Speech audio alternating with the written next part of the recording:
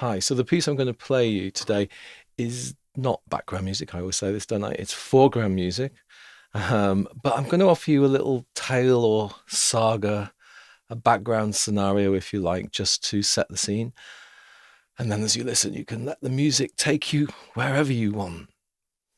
So it's a sad story. When the hero returned home, he discovered that his true love had gone, perhaps dead at the hands of his enemy. Now, all alone as he finds himself on familiar paths, surrounded by the beautiful hills and trees that he knows so well, the feeling of loss is so profound. Yet, his beloved seems to be here, still alive, in all that he sees, in every leaf and flower.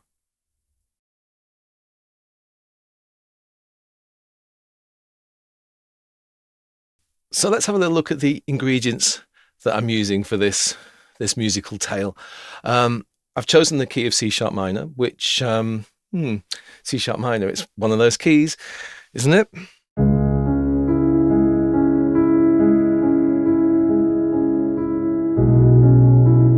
So much dark music seems to be in C sharp minor. Don't know why, it just seems to happen. So I don't know whether it's just, one piece has inspired another piece, has inspired another, or whether there is something inherently dark about C sharp minor, which I suspect there may be. But there we go. I use C sharp minor.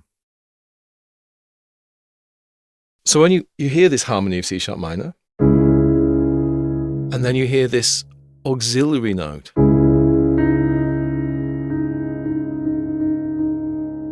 which really wants to resolve. It's full of tension, isn't it?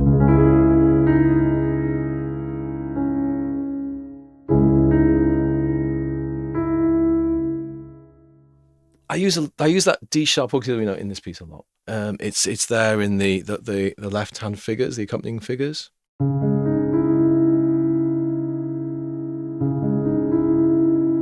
And it's also there in the tune, in the melody in the right hand. There it is.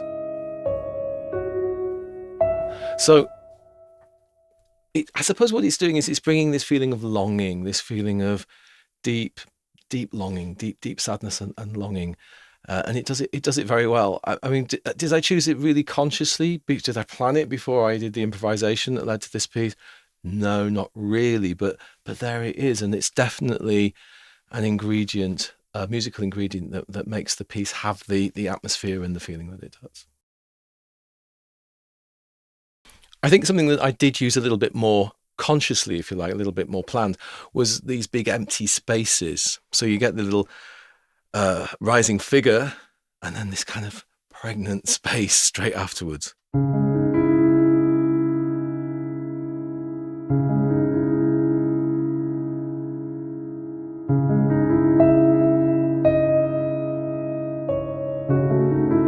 And the melody obviously comes in and fills those spaces with this sadness. So yes, space, this kind of almost like holding your breath. So much emotion that it stops you in your tracks. So I think those left-hand figures that I'm showing you here,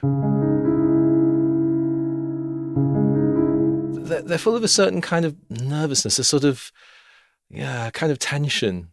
A bit like that inhale I was just mentioning, like when you hold your breath, like a very emotional sort of feeling, isn't it? When you take air in like that and hold. And I think that's probably the feeling that they have, those nervous left hand accompanying figures. So those left hand figures rise, and the melody, the slow haunting melody in the right hand, it descends, it falls. So that kind of sighing, falling, haunting kind of feeling that the melody has is obviously a very important feature. So I take the left-hand figure and I turn it into this animated section in the middle of the piece that, or sort of 2/3 of the way through the piece, it's a kind of breakdown. It's more emotional. It's like all that holding of the breath. Maybe it's tears. Maybe it's laughter. I don't know, but something breaks down. Something opens up, and obviously, letting this more animated passage come into being does that job. So here it is. This is The Places We Knew.